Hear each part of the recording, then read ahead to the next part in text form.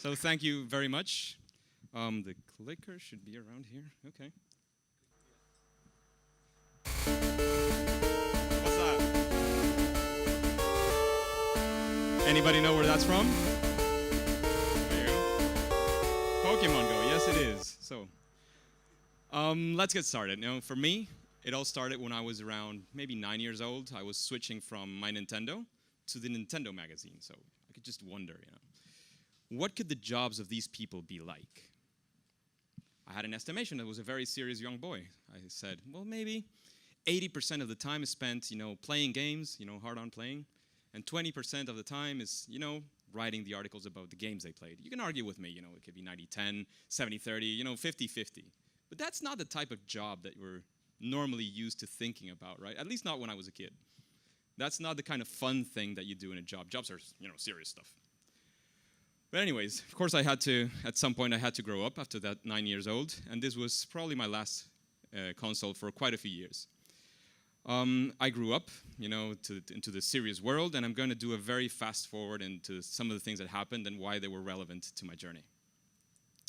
So I did a software engineering major.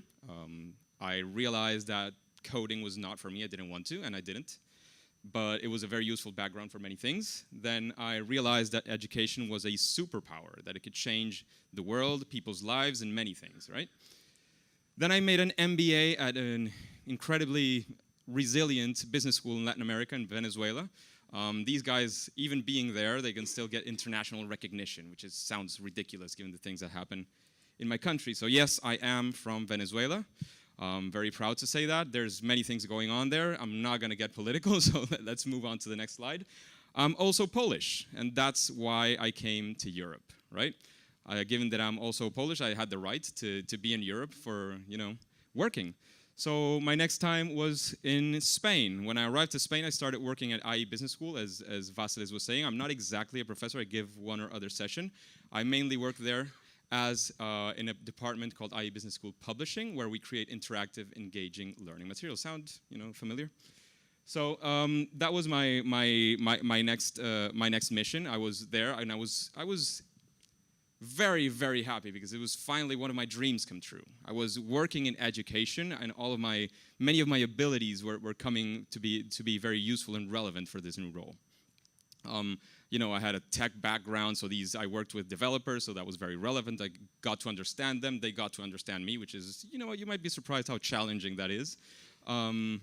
That was very relevant. I was also very passionate about education, so working for a business school, university, made a lot of sense for me. I had an MBA, so I could understand the professors that we were working for, because our team is composed of a professor who is the one who is the owner of the content itself.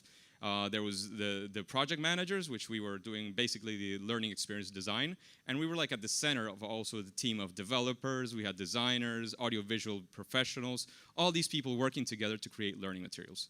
And then, I was just walking around, doing my role, doing my job, and I stumbled into something that basically changed my life. It was gamification. For me, it was a complete game changer. Many of the things that had been going on in my life just bumped into each other and came together. And it was an incredible experience for me. I mean, finding gamification, I said, well, this all makes sense. So I found a material, and I said, this is one of my projects I was working on. I said, I'm going to make this work. So I started researching. I started reading from amazing people. I did just week 1 of Kevin Werbach's Coursera course, and that's probably the first mistake I made. Then I continued reading, but of course, as usual, you get deadlines. Nothing gets done without a deadline. And deadlines were coming in. I needed to have all this time to design all these things. And I said, well, I have to pause research mode, and I have to get right into the work.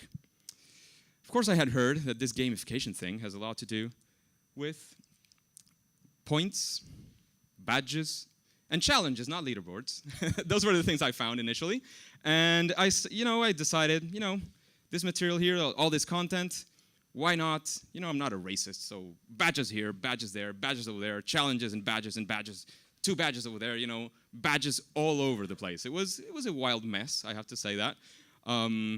Badges have to be meaningful, we already know that, but I didn't. At that point, I didn't know at all.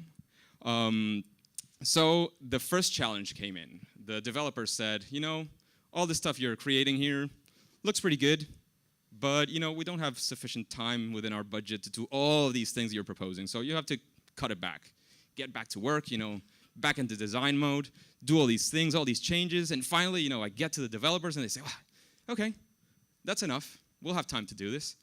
Good thing is it's an internal team, so we were working very close together. They made questions. I went up to them and see what was going on. Looked at that. The badge looks amazing. Yeah, just move it a bit to the right, a bit to the left. More badges. Oh, why don't we add another badge over here? Oh, yeah, that's simple enough. Let's do it. Badges all over the place.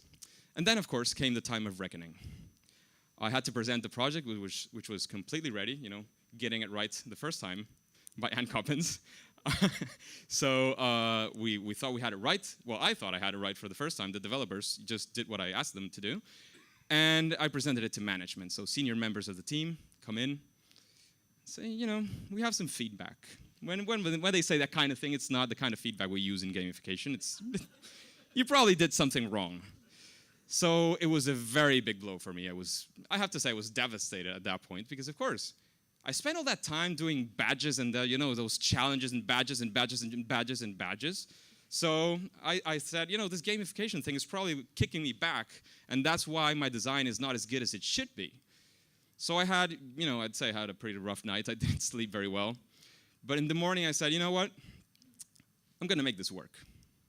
I'm going to continue. I'm going to move on to the next step. Like when you're in a game and you go into a hallway and there's only one way you can go. The game's telling you, you gotta go that way. There's not too much more you can do about it.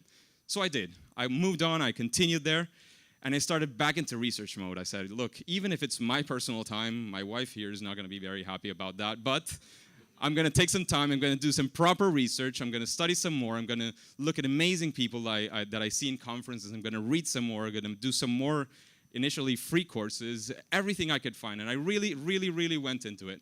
And I've heard before that luck is when preparation meets opportunity. So here in my case, it was also a bit of enthusiasm and passion. And one of the senior members that gave me very serious feedback, he said, well, I think we can work together and make this work. That was not very typical, so that he got together, gave me the bad feedback, but also some things that we could do to make a sort of quick fixes and improve the material. And I have to say, in the end, we did quite a very decent material. This is one of the examples of the stuff that we do. I just wanted to put something there while I'm talking. I just didn't want to have the game over all the time. So I moved into something else. So I just want to get back into all the things that happen here and tell probably in gamification terms. So initially, I had a very strong boost of extrinsic motivation. I want to do this thing. Let's get this done very quickly. I had the first slump. That always happens. And there was where I had to find something inside of me, some internal, intrinsic motivation to get me going, to complete the journey, to move on and to go to the next step. And that's where, the badges were no longer useful to just get me going. And so that was the initial thing. The things that I found, where I found the motivation, I have to say the first one was mastery. I wanted to master this new ability. I wanted to master the ability to do gamification for education. That was one of my first things that I realized. The next thing that I realized is that this was a place for me to be creative. I'm an engineer, but my mom is a designer. My dad used to be an actor, a writer, and a director. So they were a creative couple. I was not. I'm an engineer. But this was the place. Yeah, I know. I know. But I was not the classic creative type. I'm not the guy that's going to sit around and do traditional design. That was just not my thing. But I realized that in gamification, there was a space for me. There was a place where I could be creative and do things that could be in the creative type. And I was, stoked. Then I found also a mentor, the senior member of the team, mentoring me into understanding new things, understanding how it worked. He was not from the gamification background, but from the learning experience design. And of course, he knew many of the things that I did, even without knowing gamification, they were wrong, period. So those kind of steps he was able to take and guide me through those things. And another thing I realized was that once these materials were created, we had the ability to go to the classroom and see the session in which they were used and see the difference that they could make in students. So that relatedness for me, seeing how it was impacting, how our materials were impacting the students and their learning, was absolutely amazing. And the final one is I realized, once again, that there was a further purpose for me in gamification. Using gamification to make education amazing became my purpose. So let's make a quick, very fast recap of all the things that got together. I started with Nintendo, Nintendo Magazine, 80% of playing. Then I did some software engineering. I did my MBA, which helped me, talk to professors and understand these things. I realized that education was a superpower that could help the world be a better place.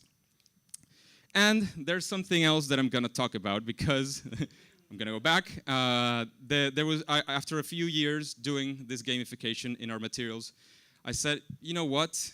I love what I'm doing, but I want to reach a further audience. And what else can games teach us? How can we reach other people? No matter how large your marketing budget is, you can reach so many people with marketing. The only way to reach other people is to use people who reach other people. So I said, you know what? I'm going to use something I didn't talk about. I used to have a radio show about entrepreneurship. So I really enjoy doing interviews. I really enjoy the format of talking to people and making interviews and bringing out all of that knowledge, all of that expertise from other people. However, I'm licensed as a radio show guy in Venezuela. It's absolutely useless by now. But the important thing here is I realized, radio can't make it that far. So I said, why not start a podcast? And that's exactly what I did. I started Professor Game Podcast. I'm now interviewing amazing people. Many of the guests that have been in the show are here today. I can see Sylvester, I can see Anne over there. I'm not sure, well, Pete's in the other room. One of the winners of yesterday, Yukai Chao, is also, as well as Anne, is also in the other room. Is also in the amongst the guests. So I started this because I wanted to reach people who did something probably near to what I've been doing for all this time, and to convince them to realize what they can do with gamification in their own classrooms. So it's not just about the business school where I work in, it's about reaching other people anywhere in the world to be able to do these things. Badge for me. This is a Spartan finisher, another story, but anyways. I was very, very happy to do all these things. I've been interviewing all these people. It all got together, coming to these conferences, meeting these amazing people I researched from, I read from, I did their courses, their programs, their books. I did almost everything I could find. There's still many things I have to read, of course, but that's the way I reached all of these things. And yes, of course, I am going to plug my own podcast. I've been starting. It's almost been a month. I'm very happy to announce it. It's professorgame.com. If you want to reach out, please do. There you'll find the iTunes, Stitcher Radio, etc., etc., etc. My final message to you guys is, it's not about my journey and how I went through all of these steps. I can say, I'm very special. We're all special and different in a way. My message here is about how all of us can use gamification to change the world in different ways. My way, and now having this background in education, is realizing that there's very few things that we cannot learn. There might be people here who are absolute gurus and experts in gamification and who haven't done it all, because I think there's always a next step, but have done all of these things. There's people in the medium level, and there's people starting off. So to all of us, there's many things that we can still learn. We can come to these conferences, we can meet other people who are doing the same things that we're doing, learn from them. We can get somebody to mentor us, even if it's not directly. Reading a book from somebody and really taking in the lessons is like getting a mentor. It's almost paying somebody to mentor you. All of these things we can do. And I want to call out to each and every one of you in this room, and hopefully the video will be uploaded somewhere else as well, to make your effort and to go into gamification, understand all of these things, and garner the power of education, and make education amazing using gamification. Thank you very much.